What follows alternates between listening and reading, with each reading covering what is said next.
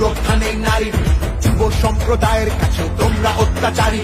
মিথ্যে প্রতিশ্রুতির লোভে ভুলছি না কেউ হেটায়, মানুষ যাকে ভালোবাসে মানুষ তাকে জেতায়।